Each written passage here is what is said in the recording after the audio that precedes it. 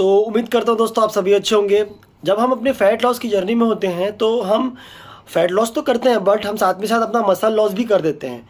तो आज मैं आपको 3-4 चीज़ें ऐसी बताऊंगा जिससे आप अपना फ़ैट भी लॉस कर सकते हैं और आपका मसल को आप मेंटेन भी कर सकते हैं।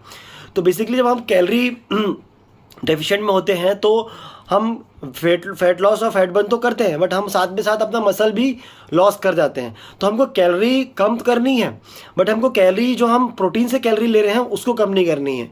हमको जो हमारा कार्ब्स है और हमारा जो गुड फैट होता है, हम जो फैट खाते हैं उससे हमको कैलोरी कम करनी है। हमको प्रोटीन सफिशिएंट अमाउंट में लेना है, बिकॉज प्रोटीन ही हमारा मसल बिल्डिंग में सबसे इंपॉर्टेंट रोल प्ले करता है। तो हमको प्रोटीन सफिशिएंट अमाउंट में लेनी है और हमको जो कैलोरी कट करनी है वो हम जो एक्सेस कार्ब्स और हमारे जो एक्सेस फैट लेते हैं उससे कम करनी है।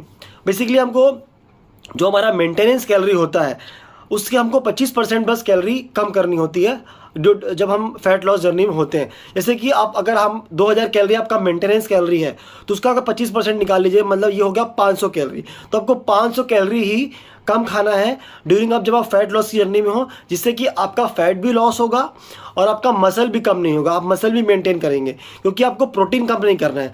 आपका प्रोटीन जो आप ले रहे हैं उतना ही लेना है, चाहे उसको बढ़ा भी सकते हैं, बट जो आपको कैलोरी कम खानी है वो आपको कार्ब्स और फैट से कैलोरी कम खानी है। और 400-500 कैलोरी से ज़्यादा आपको कम कैलोरी नहीं लेनी है, अदरवाइज आपका मसल भी इसमें देखिए। दूसरा है स्ट्रेंथ ट्रेनिंग और अब जो हम एक्सरसाइज करते हैं।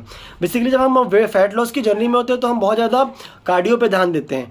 कार्डियो करना चाहिए, कार्डियो बंद नहीं करना चाहिए, बट जब हम फैट लॉस की जर्नी में हैं और हमको मसल भी मेंटेन करनी है तो हम कार्डियोवास्कुलर एक्सरसाइज करने से हमारा जो एरोबिक मसल फाइबर है वो इंप्रूव होता है, जो कि ऑक्सीजन के एक्सट्रैक्शन को बढ़ाता है, बट इसका मसल में कोई उतना इम्पैक्ट नहीं पड़ता। बट हम जब स्ट्रेंथ ट्रेनिंग और वेट ट्रेनिंग करते हैं तो ये टाइप 2 मसल फाइबर को इम्पैक्ट करता है, जो कि हमारे मसल बिल्डिंग में बहुत ही हेल्प करता है।